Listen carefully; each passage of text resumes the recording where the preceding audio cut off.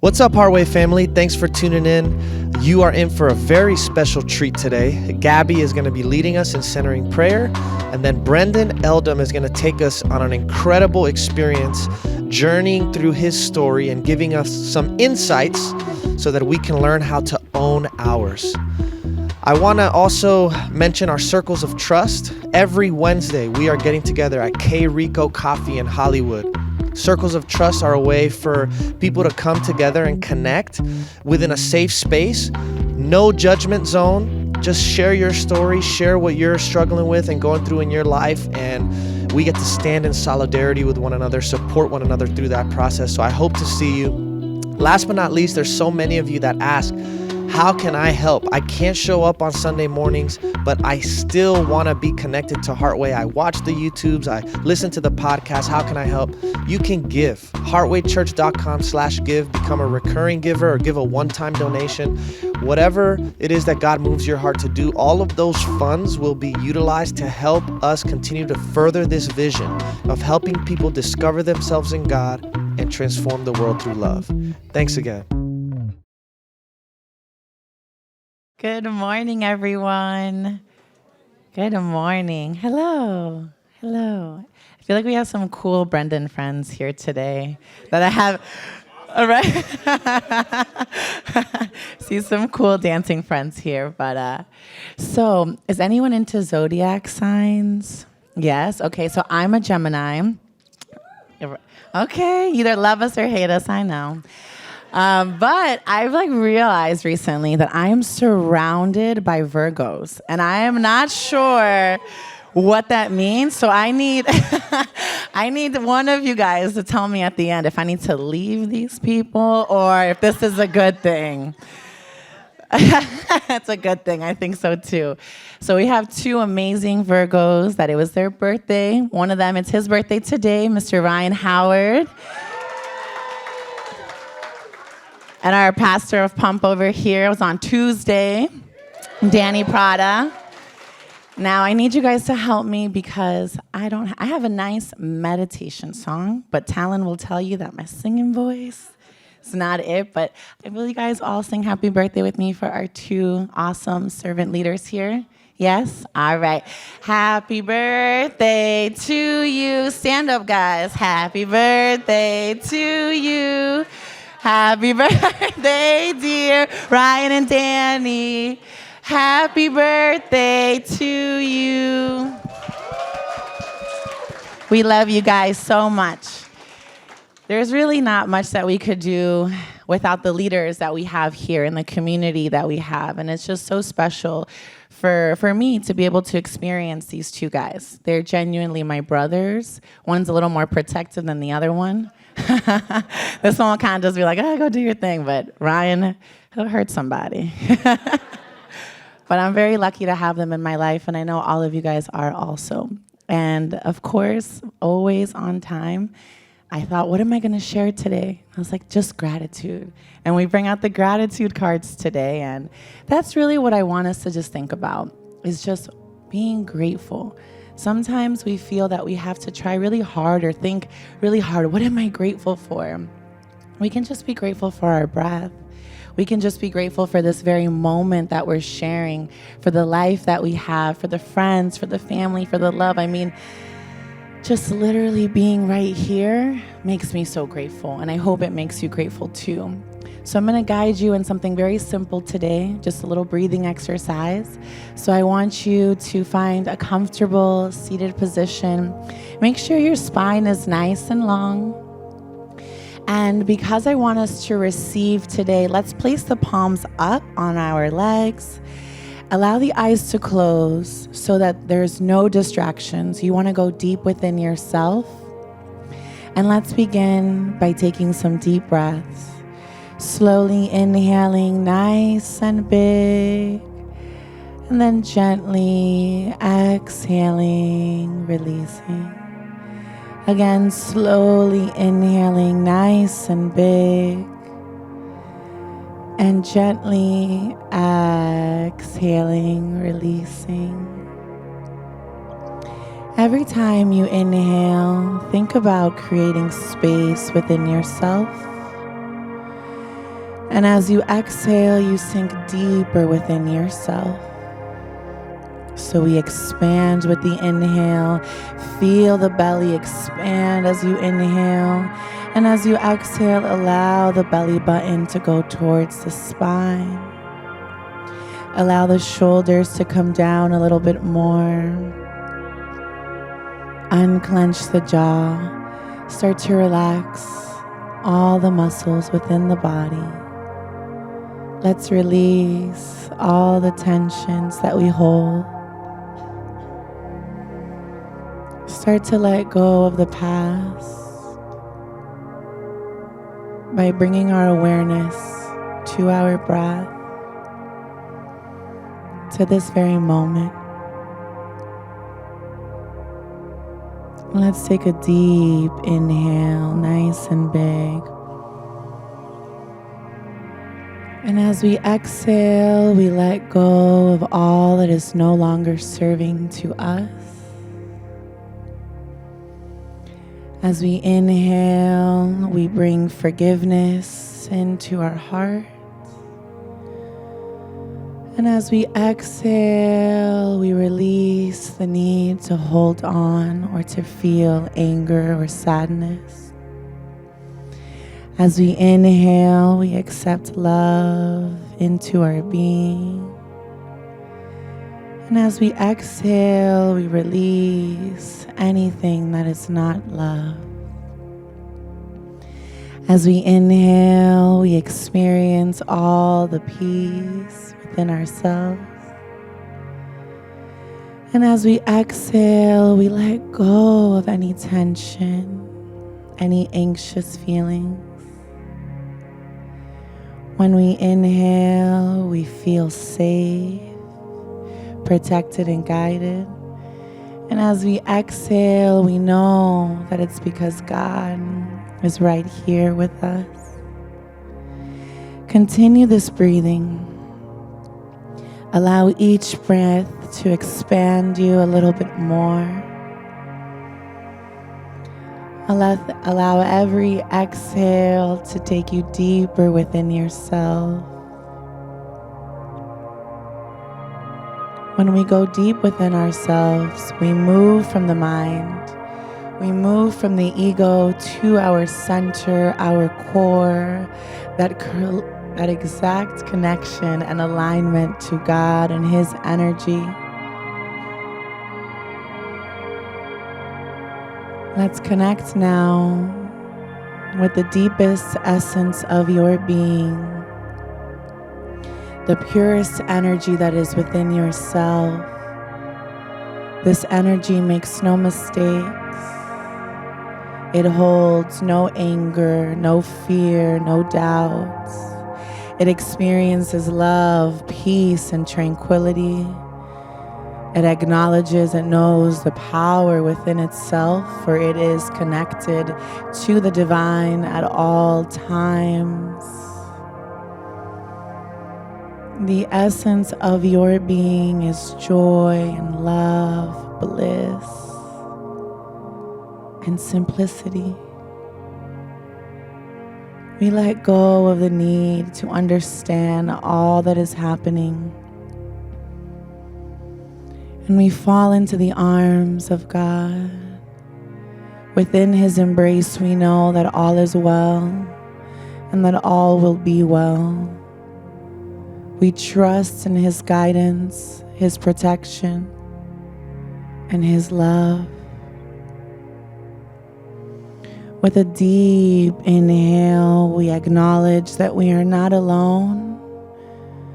We are always connected. And as we exhale, we smile, knowing this truth, knowing that God is always with us, loving us, guiding us. The more we move away from the mind, the more we release the need to conceptualize God, the more you will be able to experience all of His beauty, all of the power and energy that He has for you. His love is not far from you, but it is not found in your mind. Dig deep within your heart. Allow yourself to fall deep into His love. We take another deep inhale, nice and big. Really inhale. Vocal. Let's bring our left hand to our hearts and our right hands to our bellies. Let's take a moment to feel the heart beating, reminding yourself that you are alive. Now as you inhale, feel the belly expand. And as you exhale with a gentle smile, you remind yourself that you have returned home. You are home within God's love, His embrace. You are safe, you are whole, you are forgiven, and you are always loved.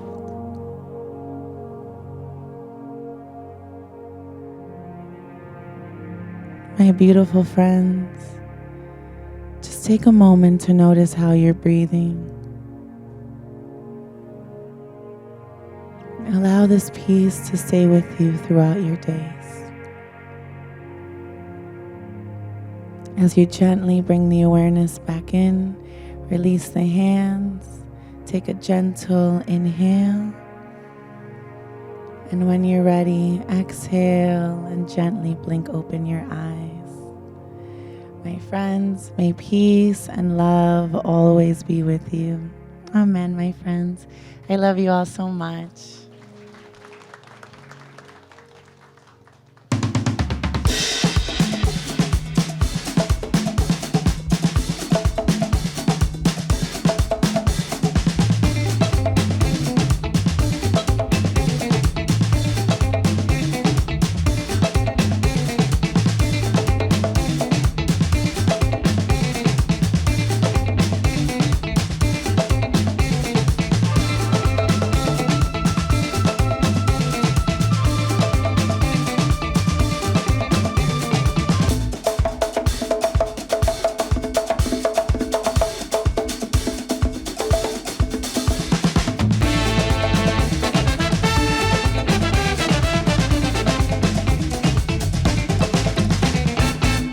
Morning, Heartway. How we feeling? Feeling good. Whew, it's been a while since I've been up here, so it's a little surreal. Before I even jump into anything, I just have to say, just being around again here at Heartway for the last couple months, the growth here, man, it is just really beautiful to see what this family is doing. Seriously. There's a lot of individuals that first started coming to Heartway, and now they're on stage speaking and sharing messages and just changing people's lives. Let me tell you, if you have held a microphone and you've been on the stage, I respect you, straight up. It's not easy to do that. I respect you, and I love you guys, and you guys inspire me. So thank you so much for allowing me to share this moment with all you guys. And my big bro, Pastor Pump, Danny, let me tell you, I'm happy for you, man. I really am. The commitment that you have here at Heartway and for this family, and also just your heart, how you always share it, and it's so honest and real, and you give us an open platform to be able to express our spirituality even when we have doubts. So I'm really happy what this has turned out to be, and I'm happy for you. So thank you, Danny. All right.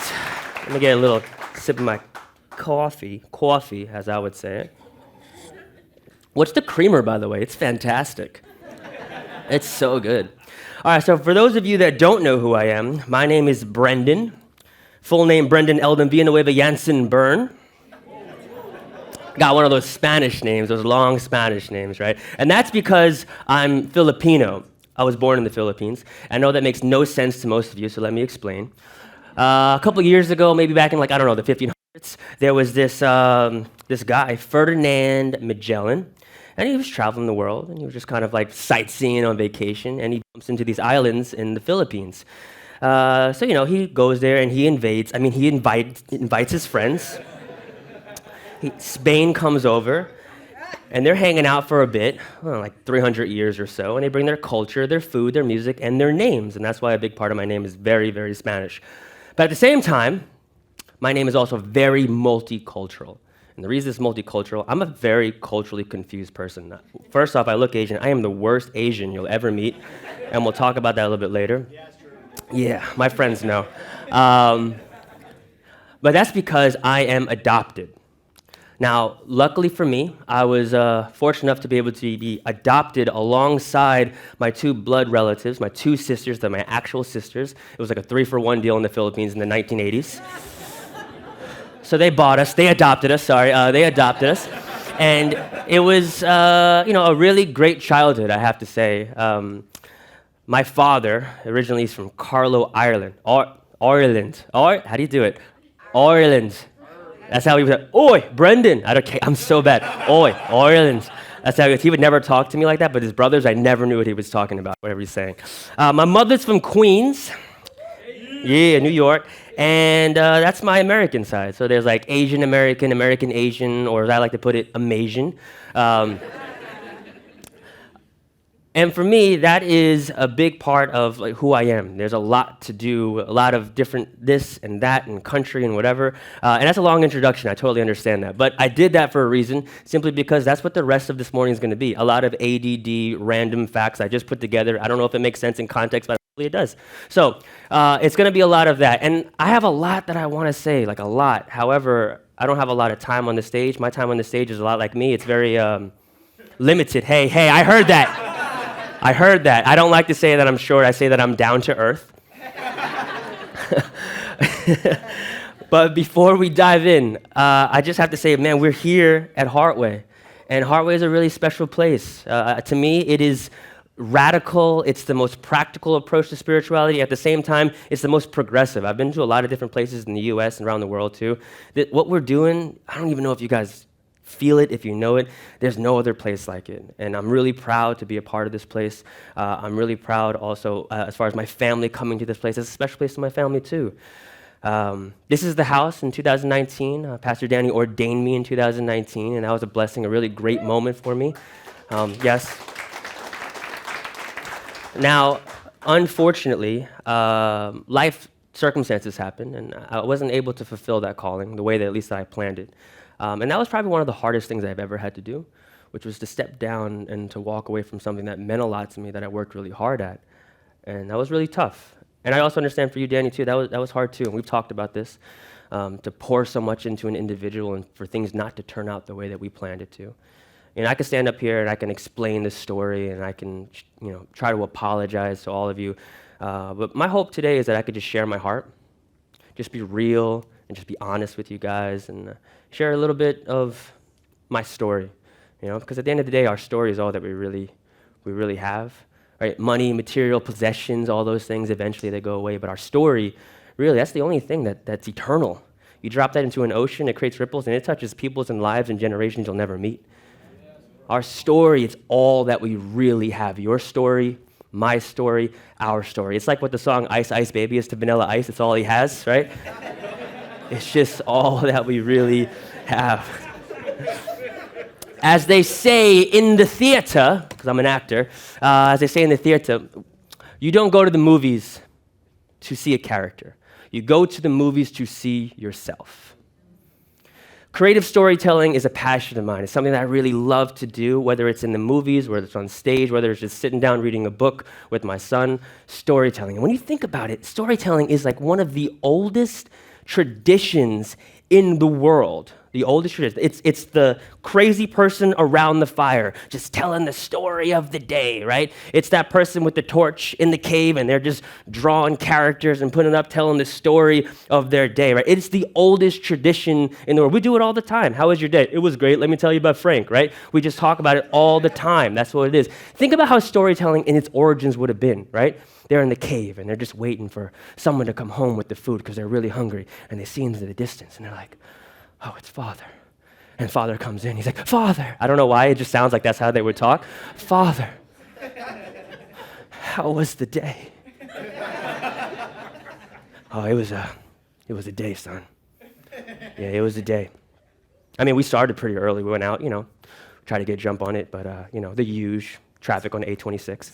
And, we're out, and we're going for the hunt. And I look at my sundial, it's pretty early, and then all of a sudden, I look around, and it starts getting really dark. I don't understand why it's getting dark. I don't really get it. It's really early, and then I look back behind me, and there's like this prehistoric monster right behind me. I don't know what I should be doing. So, and I got Tommy and Billy. They're family, but they're a little crazy. I don't know how we're related, but we are. And I look back, and he's just like drooling over us. In that moment, I realized we weren't on the hunt. We were the ones being hunted, right? And I look back, and he's drooling on me, and he's like one of those prehistoric monsters that are going to leave as spiritual books in the future, right? I don't know what I do, so I just Forrest Gump it. I book it. I just start running. I'm going, and I'm running. I look back, and then Tommy and Billy are nowhere to be found. I'm like, oh my gosh, Tommy. And Tommy's so lazy. He just nothing. I don't know how we're related. I don't understand this. So I run back. I go to get Tommy, but Tommy, he has that thing when he's like kind of lazy, and he has like that pigeon toe in, and then he goes out when he walks. So he walks like this, right? And I just know once he does it, he's definitely going to get eaten. So I go to save him, but then Billy's over here, and I'm like, oh my gosh, Billy. But Billy has this weird thing where he like gets nervous, he freezes, and just like, and he tries to scream, but nothing comes out. Right? And now I don't know what to do. Should I save this son? Should I have that son? So I save my favorite son, I go to Tommy, but then I feel really guilty. And then over here, but Billy, all of a sudden, he just does this thing where he's screaming. Now the monster doesn't know exactly what he is. Is he human? Is he a sorcerer? Is he a monster himself? So he gets freaked out, and then he leaves, and he's gone. And in a weird way, Billy kind of saved the day. I don't understand how it happened, so I'm kind of proud of him in a weird way. So we were kind of scared, so we went home, and that's why we're home. We have no food, so we have to have leftovers, and that's really it. And that's how a story would be, like back in the day, right? If you think about it, this is the oldest tradition that we have is telling stories, is sharing with one another. Our story, your story. It's the crazy person in the cave. It's the village storyteller. It's the person that nobody really needs, but everybody loves them at dinner parties, right? They're the person that honestly, I don't know where we would be as a human race, because how do you know where you're going if you don't know where you've been? They tell that story, and that's what I'm a part of. That's what anyone that has held a microphone, the responsibility of a microphone and sharing a story, that's what you're a part of. You're a part of this tradition of sharing a story. Or maybe you're an individual that loves cameras. You take photos or filmmaking or videography and cinematography, and you love putting images together to share the story of your day. Or maybe you just have a passion with your pen and a pad and the relationship between it, and you share ideas and your imagination with the world. And an audience gets to be captured inside of that story. And that's why you're here. That's why we're here every single week, right? To hear a story in hopes that it will give us hope, that it will inspire us. I always say that one thing I love about filmmaking is filmmaking has the ability to move the soul towards action. A good story helps us feel as if we belong. A good story, I would say, reminds me that my life does matter. A good story helps me make sense of all that I'm going through. Makes us feel connected, as if we belong. But I'll be honest, for me, feeling as if I belong is, if I'm connected, man, that's been like a really tough thing for me for a lot of my life. And that's because of the simple detail that I'm adopted. Now, adoption is beautiful. I'm not saying it's a bad thing. Adoption is beautiful. Being adopted is beautiful. But being a child of adoption comes with a lot of interesting baggage. And you carry that baggage wherever you go. Carry that baggage into the new job, the next relationship, the next stage and phase of your life. You carry it everywhere. And they give you those bags as soon as you're adopted. They give you a receipt and some bags. And inside those bags are just insecurities and identity issues, and you don't know how to carry them. You know how parents always give you that talk? Like, I brought you into this world. I could take you out. That always awkward, like, I don't know if you can do that. I never got that. My parents would do this one.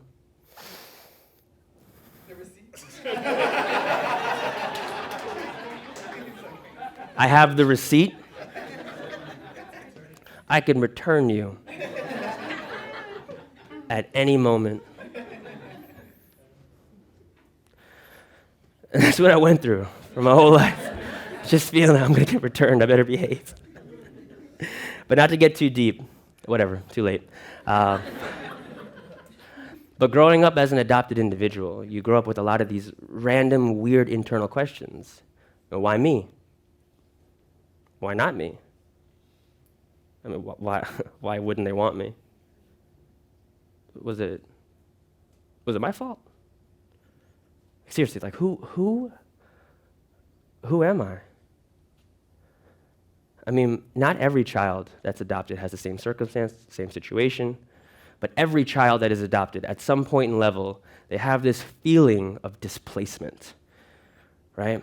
Disconnected from their roots. It's like trees in Florida during a Category 5 hurricane.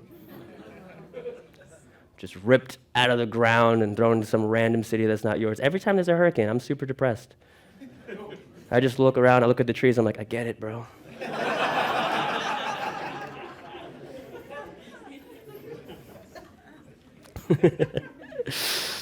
Oh man, but whenever I fall into those dark and like really weird spaces in my life and I'm just kind of falling into nothingness, luckily for me, I was raised a little bit different because I was raised a dancer. So whenever I fall into these weird spaces, I just return to the only thing that I really know that is true. I just dance.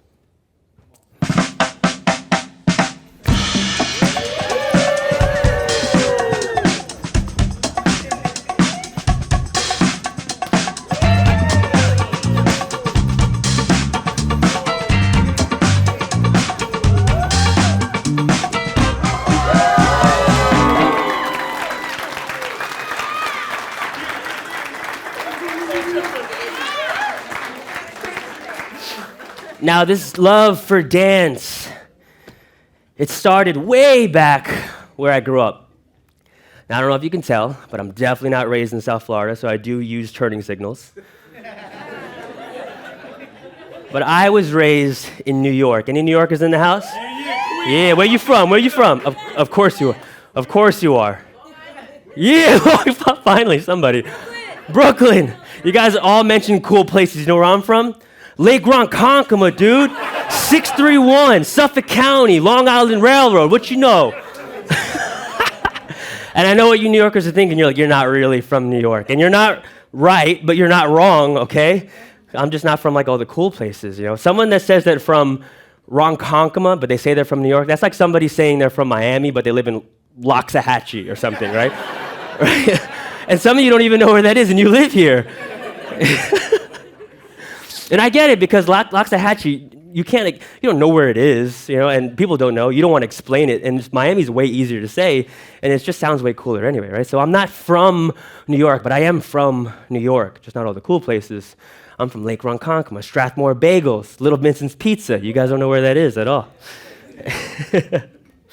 So yes, I am from New York, and growing up in New York, and the weirdest thing, because I'm from the suburbs, I always felt like I was on the other side of the glass, right? Like there's the city and the cool stuff, and I was on the other side of the glass. I always felt that, and I was just looking in, figuring out what culture was. So for me, I would always have to take the Long Island Railroad to go experience culture, an actual New York lifestyle, right? At least the one that is famous to live. So I would have to get on Ronkonkoma, from Ronkonkoma stop, I think it was Central Islip to Brentwood to Hicksville. That's where my mom grew up. Side note, my mom went to high school with Billy Joel. I know, that's crazy. And then he decided to drop out of school and follow his passion. What a weirdo. I know, so who does that? So he, Hicksville, and then I would think it was Jamaica, Queens. There was something like that, Jamaica, Queens, and then after that, one of the boroughs, whatever. I say all of that because you have to understand something. For me, those train rides, man. Those train rides, that was the heartbeat of my soul. This is where I was able to experience a bit of culture, because where I grew up, man, the weirdest thing is for me, where I grew up, there was really nobody that was into the things that I wanted to be a part of. And what was cool is that for me, all my friends, although I grew up in Long Island, all my friends were out in different boroughs. And that's because my social environment was way different. Because I was raised, as you saw, in and through the hip-hop culture, the underground hip-hop culture. Now, remember, there's 4 elements of hip-hop, those of you who don't know. So we'll do a little culture 101, right? There's MCing, rapping, okay? There's turntablism, DJing, all right? Then there's graffiti, graph artist. And then the culture that raised me, b-boying, right? B-boying, break boy, break girl, as you guys would know it commercially, break dancer, right? And I was a competitive break dancer for many years. That's all I did. So I listened to music like Curtis Blow. I listened to Curtis Mayfield, Isaac Hayes, James Brown. Get on up, right? I listened to all that.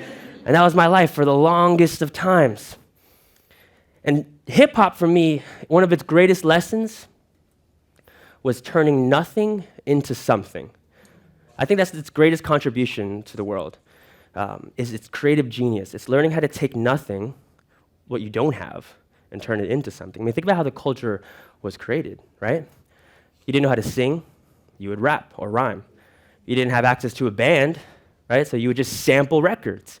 If you didn't have a drum kit, you would just put on the break of a record and you would dance. It was turning nothing into something.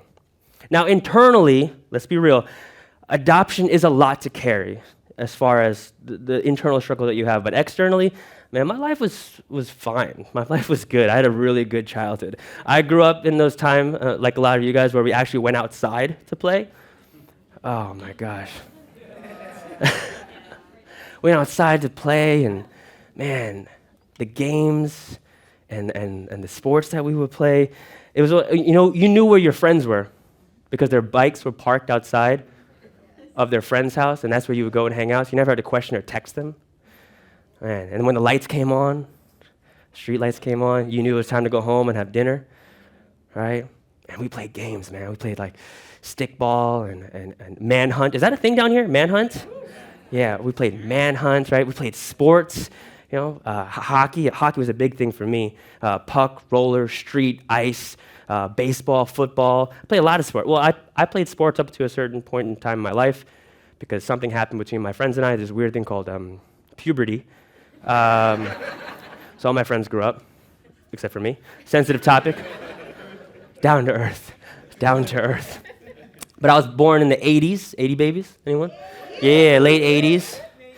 So I was kind of growing up in the 90s, and then I was inspired artistically by the early 2000s, and that was a good time for music, right? Yeah. Hip-hop was all about getting money and getting jiggy, right? Radio music was beautiful because it was all sung by church folks that didn't want to sing in church anymore. And boy bands, they were getting together and breaking up. It was kind of like when COVID-19 vaccine came into the world. Everyone just went their own separate ways. Oh, man. And we were part of like the golden age of so many genres of music in so many ways. And I loved it. And I have to be honest, at the same time, our generation we also destroyed the music industry because we stopped buying CDs. And we stopped buying CDs. Why? Because we knew we can download it for free. You know what I'm talking about? Napster, LimeWire, Kazaa, BearShare. Yeah, we were all criminals. Illegally downloading, sharing it with our friends. That was the life. Oh my gosh, that was the best. And downloading one song, right? Oh my gosh, that would take 2 hours. 2 hours to download. And God forbid someone picked up the phone during that download. You can say goodbye. Remember that sound? Goodbye. AOL.com, chat rooms, right? Away messages. That was all about that. Freaking landlines. Dial-ups, man. You were talking to your crush and you sat behind there during homeroom, so you were just hanging out. Let's have a private message. You get in there, you start chatting with her. Everything's going good. You're talking about Stone Cold Steve Austin and Dwayne The Rock Johnson before they got famous, and you just talk. Oh, what was the update on Monday Night Raw? And all of a sudden, click goodbye. You're like, yo, Mom, get off the phone. I'm in a chat room. End of your love life, man. End of it. But dude, those were the days, right? Those were the days growing up. And it was a good time. And honestly, I had a great childhood, just like a lot of you guys. But internally, man, I still walked around like I was like emo, man. I still walked around like something was missing because something was missing for me. I didn't have like this connection to the soil like a lot of people did. I mean, I had my sisters, but they grew up in the same circumstance, so it wasn't the same. Literally, I was the only Asian on my block. And it felt a lot what it feels like right now. Look around, I'm just saying, just being real. When we were younger, we played Power Rangers. So of course, I was always the Yellow Ranger. Without a doubt, that was the lifestyle, man. So you have to understand something. You gotta understand, I had a great childhood, but those train rides, man, going out into the city to experience culture, that was it. And the reason for that is because for me, I wasn't raised with my own culture. So I was always seeking cultural connection. True story. I was dating this one girl back in high school. I don't want to mention any names, but her name sounds like Veronica.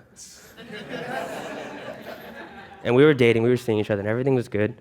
And then she invites me over to her house, I'll try to keep it PG. She invites me over to her house. I knock on the door, and she's like, hey, come on in. And I'm like, okay. She's like, my parents aren't home. And I was like, okay, all right. I'm feeling super confident now. So I walk, she's like, make yourself at home. Take a seat. So I find a couch, and I'm like, all right, cool, this is nice. You got a nice place. What do your parents do? This is excellent. Really nice. So she leaves the room. So she told me to get comfortable.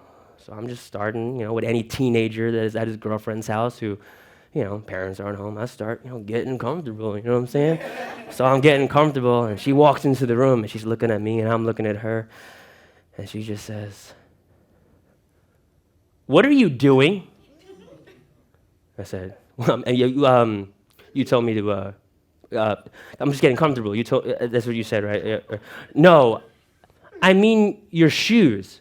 Oh, okay, you want me to take my shoes off? Okay, I can do that. No, not like that. What I mean, why are you wearing your shoes? Why are you wearing your shoes in my house?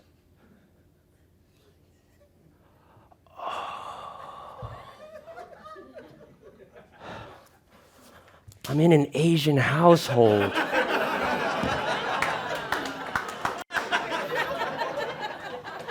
I am the worst Asian that you will ever meet. I don't even use chopsticks. And I just found out this recently. My country doesn't even use chopsticks. So I'm like the worst Asian you'll ever meet. So that relationship didn't work out. And you know how she broke up with me? Seriously, this is how she broke up with me. She says, look, my father, he just doesn't think you're Asian enough. And that hurt. But when I really think about it, it wasn't her that rejected me. It was her father. So just being another Asian kid seeking approval from an Asian parent felt pretty Asian to me. So I felt good in that moment. The only Asian in the room gets it. Oh my gosh, man. So yeah, that didn't work out. So yeah, I just returned back to the only thing that I knew, which was dance. And I got down and I felt a little bit better. That was the one thing that I can always return back to. And this was my life, like my whole entire life was just feeling like outcasted. I was the best man at my friend's wedding, and he marries this Filipino girl, okay? Super cool, super fun, super Asian, right? And he introduces me to her mom. So we're introduced, and she's like, hey, best man, he's Filipino too. So in that moment, I'm like trying to talk to her, and then she starts talking to me in Tagalog. Tagalog, that's the language for the Philippines. And she starts speaking, and I have no idea what she's freaking saying. And we're going through it, and in this moment, I can realize it, man, she's so disappointed that I don't speak my own language. And I could just feel her peeling away at my banana peels, because that's what I am, yellow on the outside, white and mushy on the inside. I'm more like a ripened one, or like borderline rotten, yellow on the outside, white and mushy with some dark spots. And the funny part about the whole scenario actually was not necessarily that happened, it's just how I responded. She's talking to me in Tagalog, and the way that I responded, it was just a knee-jerk reaction. I said, no, ma'am, lo siento, no hablo Tagalog. I spoke Spanish to her. I'm the worst Asian you'll ever meet. But there's a reason for that. There's a reason that I did that. That's because although I grew up in New York, I hate snow the same way that O.J. Simpson hates gloves. It just doesn't fit me, right? Like, I hate snow. I mean, look at this. This is tropical skin, right? I love 4 seasons, but I need 24/7, 365 sun. So I did what I should have did a long time ago. I moved to Miami. Yeah. Actually, it was Broward County, but no one really knows where that is. And I don't want to explain it, and Miami's just way easier and it sounds way cooler. But I moved to Florida because I was seeking culture. So I needed it. And Florida has so much culture. But culture in Florida is way different than culture up in the tri-state area. And this is just thoughts. I don't know if it's true or not. But I think it has to do with the timeline of immigration, honestly. Because up north, families have had years and years to understand how to live away from the homeland. But here, if you're from another country, most likely mom and dad just got here. So the culture here is just so much more closely connected to the homeland for a lot of people, right? It's rich and authentic. And honestly, that's why I like and enjoy and I still live here, because it gives me a sense of culture that I never really had. Now, being here in South Florida for many years, I'll just be honest, all I dated was Latin women. That's all I dated. Before my wife, of course. My wife, I'm married. She's a Turkish princess, and I love her. Any time period before my wife, I consider it the Dark Ages. So this is the Dark Ages. We're just talking about the Dark Ages. All I dated was Latin women. I was like a Spanish pilgrim just traveling up and down South America, searching for gold. And on the tail end of that expedition, I ended up in Hialeah. And in Hialeah, I was dating this one girl. I don't want to put her on a blast. I don't want to mention any names, but I actually don't want to say her name because I'm borderline afraid of her and her entire family, so I'm not going to do it. So we're dating. I'm dating this girl, and I said girl because only little girls can play the games that she played, and we're really connected. We're really connected. We vibe really well, and we're close until we got too close. And the reason we got too close is because I had to meet her family. So we'd be hanging out at times, dinner parties, conversations. Someone would drop a joke and everyone would be laughing, and I would just be there like, oh, yeah, that's funny. I had no idea what was going on. This is all the time, and it's awkward. Just for you, it's the same with me. It was awkward, and this was our relationship. Over time, it just kept getting awkward and more awkward because I couldn't relate to them, and they couldn't relate to me. And you can just tell now how different we actually are. And this became complicated. This became complicated for her, mainly her. I'm used to rejection. All my friends are tall, so I'm used to not making the sports teams. But for her, she was just so afraid to be rejected by her own family. And I didn't understand what that was like because I never had cultural expectations put on me. Never had it. So I couldn't relate. And there I was, just again, on the other side of the glass with my shoes on.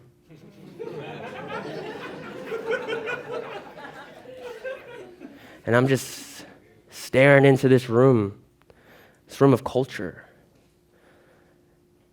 And I'll never know what it actually feels like to be inside that room. And the truth is, as hard as we tried, we would always have something in between us, no matter what, which is our own insecurities.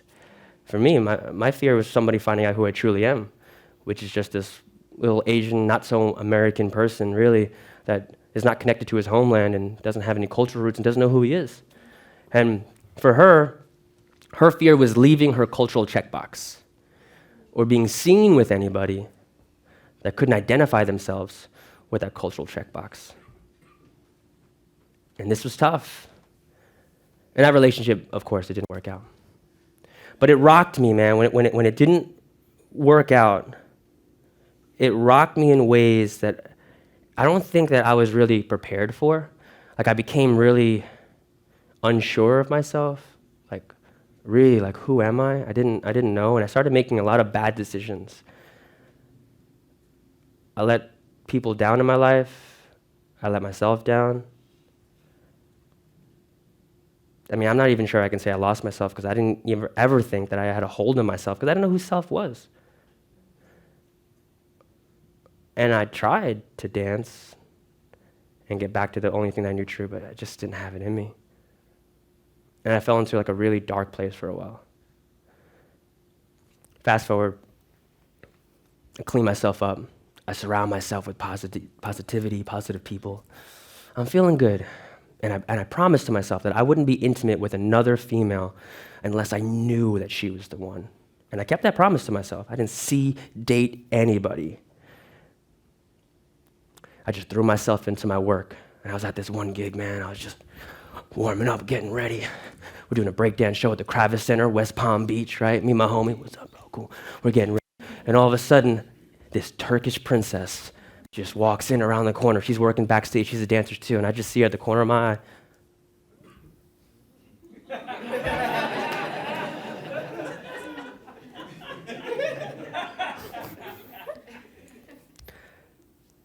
You know, when she was around, just everything felt different. Like the floor felt different. The atmosphere felt different. And I knew something was different here, right? So I gave this one a shot. And, you know, all my relationships, they've always had like these weird ups and downs, like highs and lows, but it was never neutral. It was either like overstimulating or like we argue way too much, right? But I feel like that's what a healthy relationship is when it's neutral, right? Like you can have your highs and you can have your lows, but because you love and respect one another, you allow the relationship to self-regulate, to get back to neutral, and you're okay with just being in this space of nothingness, the boredom, the nothing, whatever, hanging out, and you enjoy that neutral space. I remember one of my first dates with her. I gave her my laundry detergent, all, and I told her, hey girl, I'm gonna give you my all.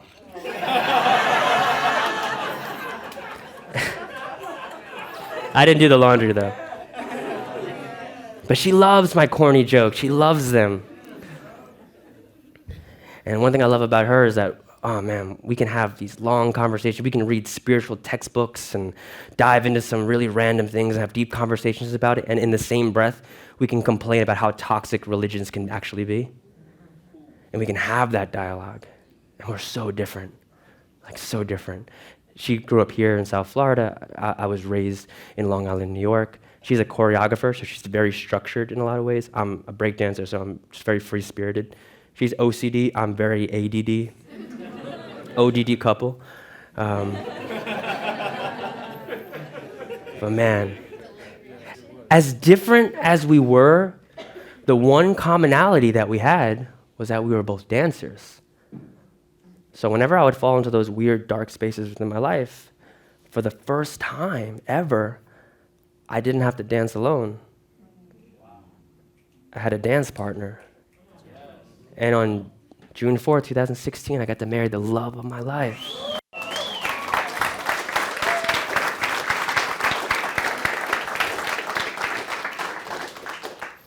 My son got me this, by the way, this coffee mug, that's why I have it. Now, before I get into that whole happy ending, I gotta be real with you guys. I gotta tell you something that went down, and this is me being honest. I knew that I had something special. And this is like way before her and I decided we were gonna get really serious. And this is like we were just hanging out, right? But I knew something was different with this one, and I didn't want to lose myself, and I definitely didn't want to have any baggage carried on, so I did the unthinkable. I texted my ex-girlfriend.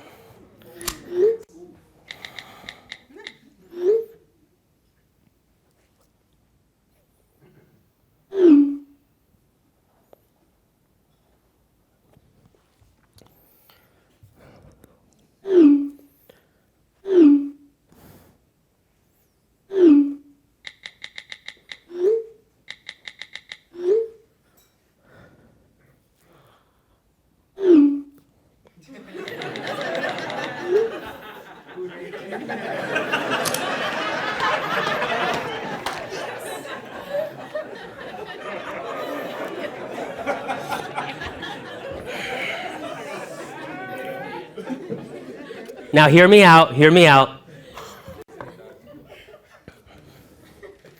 I knew at this stage in my life I had a lot of baggage that I was carrying around, and I just didn't want to carry that baggage and more baggage into the next stage of my life.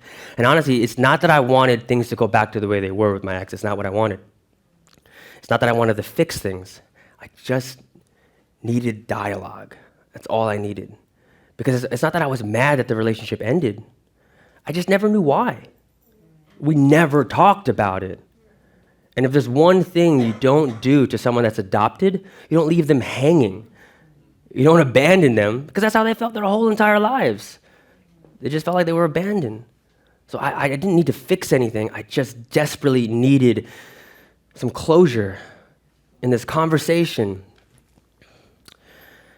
You know, most of our internal pain, when you really think about it, most of our pain that we have, that we carry around, it's not from the words that were said, it's from the words that were never said. The baggage that we actually carry around is just filled with words we wish we could have said, or words that we wish we can actually hear. And that's what we carry around with us, and that's where I was. So we met for some café con leche, and we're having breakfast, and we're talking, we're having a really good conversation. Things at times would go back to like the past, but I wouldn't let it, because I gained something that's called self-respect. And I learned, not to put anyone as a priority if they only make you an option. And we're having this conversation, and of course, she drops it. Like, she says, so, she always did that. What happened to us? Oh, I was waiting for that one. What happened to us? Those moments where you're not sure how you should respond. Do I just keep it real and raw and lay it on them?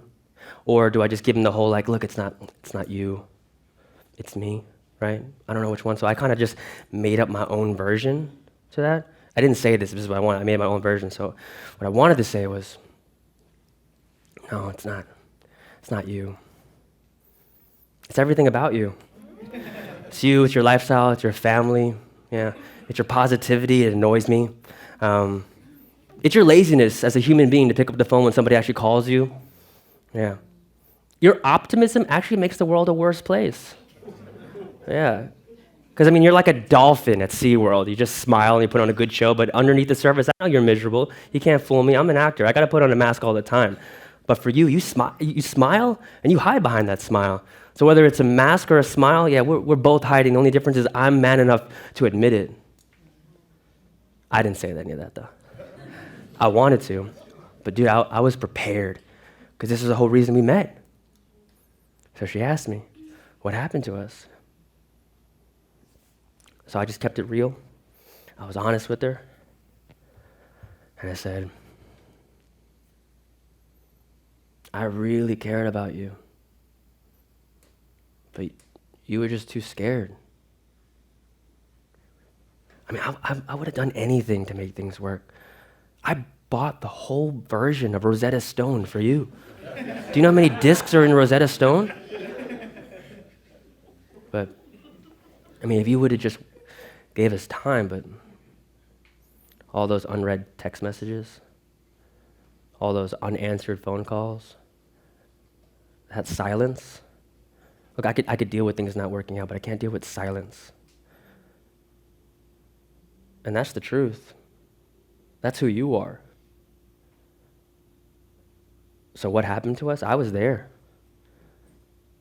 You were just too scared to be there. And boom, I dismounted, landed, signaled to the judge. I got my moment. I didn't even need closure, because I closed that door, I locked, I swallowed the key, put it down in the body, it was gone, and I just had this moment, and I put on my jacket, popped my collar, and I looked at her, and I said what any true Long Islander would say in that most iconic moments. I looked at her, and I said, nothing else. And then I moonwalked out. And I had my moment of closure, and I was able to say the things that were on my heart that I've been carrying around me for so long. Love can either inspire you, or it can scare the crap out of you. And in this moment, it just showed me how much I actually could love myself. So I returned back to the only thing I knew to be true, and I started dancing again. But in this weird way, I just had to find my groove again. Like any heartbreak, right? Have you ever seen a vinyl record? Vinyl record has grooves in it. And in that vinyl record, there's like this little physical break that's in it. And you'll see it, usually in like funk music, soul, or disco. And you'll see in this record that there's this break. And that part of the record, right, that's where the song literally breaks down and rebuilds itself back up. That's where the band cuts out, and you just hear a little bit of nothing and then percussion, and you just hear element by element, it builds itself up. That's called the break of a record. That's why we're break dancers. We dance to the break of a record. And DJs at times, back in the day, when they would be DJing, they couldn't see. They couldn't see where the grooves were in the record. They couldn't find the break of the record. So they would have to feel the groove of the record. That's where you get the term feel the groove. So they have to feel the groove to find the break of it. And that part of the record is where it broke down and it rebuilt itself back up. And that's how I felt I was always just breaking down and rebuilding myself up and just kind of feeling out through the dark and just trying to find my groove, trying to feel my groove throughout it. And it was in these moments where I realized, man, I'm so dishonest with myself. I don't even listen to me. Not just like my internal voice, my actual voice. I don't even listen to myself. I'm so concerned with everybody else and what they have to say and what they think. I have spent my entire life trying to find myself in other people's stories. Trying to find and discover a sense of self-identity in somebody else's cultural and their life. And never just owning me. Owning my life, owning my story. And here's the thing about that. When it comes to really knowing yourself, when it comes to self-love, you have to own every part of yourself. You have to. The good, the bad, the beautiful, the ugly, the magnificent, even the disgusting. You gotta own every part of it. So when it comes to me owning my story, yeah, I didn't grow up with cultural roots. I didn't grow up connected to my homeland. But that's just like anyone that had a different childhood, right? Maybe you grew up without a limb, or you grew up not having one of the five senses, or maybe you grew up without a certain parent not in the house that everybody else had. At some point in level, whatever your story is, you just gotta accept it. You just gotta own it. Because you can't change it. You can't change what happened. You can't change the past. It just is. And you may not have what everybody else has. That's okay. Because the sooner that you own it, the sooner it stops owning you.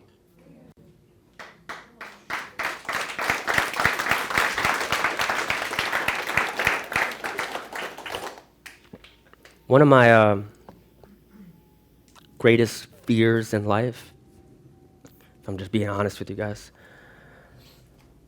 one of my greatest fears in life is failing so hard, like just flat out failing, and I would be forced to let go of my kids. That's one of my greatest fears. It's failing so hard as a parent. And that's real. I carry that. And we all have fears. Like deep fears, deep realities. We all have trauma, we all have pain, we all have baggage that we carry around. Own it. Own it. If there's anything I've learned through hip-hop culture, take nothing and make it into something. So even if you begin with nothing, own it anyways. My whole life, I felt like I was unloved and unwanted. And that's not because I didn't have parents that didn't love me or a family. It's because when you're adopted, you truly do believe that you're unloved and unwanted because somebody that was supposed to hold you let you go. And that sucks. But if you can just get yourself to a place where you can own that, maybe in that moment, that person, maybe they weren't brave enough to love you, but if you can own your story, if you can own that part, that is the first step in the right direction to loving yourself. So even if you start with nothing, and the world is cruel, and you feel unwanted, and you feel unloved, own it anyways. Own your story. Own every single part of it. And if you fall along the way, break down, rebuild, feel the groove. Keep dancing to the break of your own record. Because now those breaks, they're part of your story. And you can keep dancing to them no matter what. Own your story, my story. And that's the power of the greatest tradition known to mankind. Creative storytelling. Having the confidence to share that. And when you share your story, you empower others to own their story. And that is the power of the greatest tradition. That is the power of a good story. Yours and mine, our story. The end. Thank you.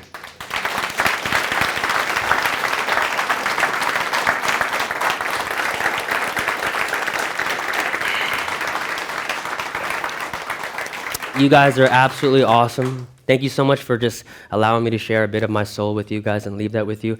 My hope after today is that whatever you go through, whatever you experience, own it anyways. Own it and share your story, because that is what empowers the world to keep going. Thank you so much, guys. Have a great Sunday. I love you.